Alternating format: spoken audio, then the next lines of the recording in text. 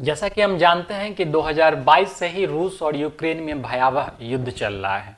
एक समय ऐसा भी आया था जब ये लगा था कुछ दिनों पहले कि युद्ध जो है बिल्कुल ख़त्म हो जाएगा, क्योंकि अभी रिसेंटली जो है सत्ता परिवर्तन हुआ है और जो बिडेन की जगह जो है अमेरिका के राष्ट्रपति जो है डोनाल्ड ट्रंप चुने गए हैं। हालांकि उनका जो अभी बैठने का समय है 2 महीने बाद का है, 2 महीने पहले ये अपनी गद्दी संभालेंगे। लेकिन इसी बीच जो है जो बिडेन ने कुछ ऐसा कर दिया है जिसके कारण जो है अब ये युद्ध काफ़ी बड़े लेवल पे जा सकता है। अभी जो है जो बिडेन ने एक ऑर्डर जारी किया है जिसमें यूक्रेन को जो है उसका जो अटाकाम्स मिसाइल है, ठीक है, अटाकाम्स मिसाइल है, उसको यूज करने की इजाज़त दे दी है।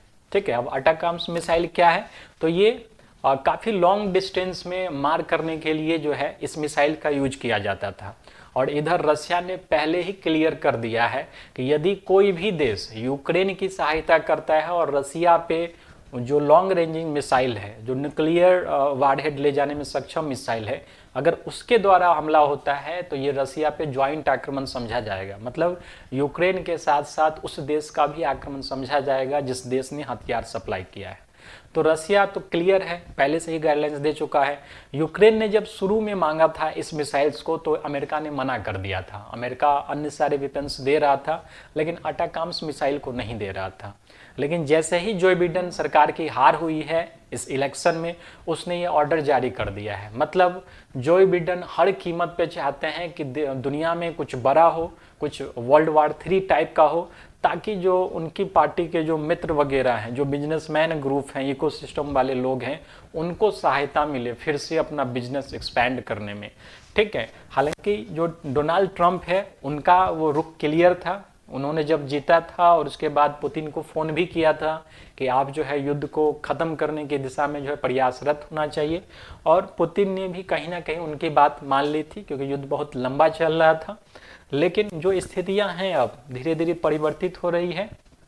रूस ने जो है, रूस चुप तो बैठेगा नहीं। यूक्रेन ने अटाकाम्स मिसाइल का यूज भी कर दिया है रूस पे, तो रूस ने भी जो है अपना पहली बार जो है इस मिसाइल्स का यूज किया है। ठीक है, ये इंटर कॉन्टिनेंटल बैलिस्टिक मिसाइल है। मतलब दो देशों को एक लंबी दूरी का मारक क्षमता इसके पास होता है और इस मिसाइल का यूज जो है इस बार पहली बार हुआ है।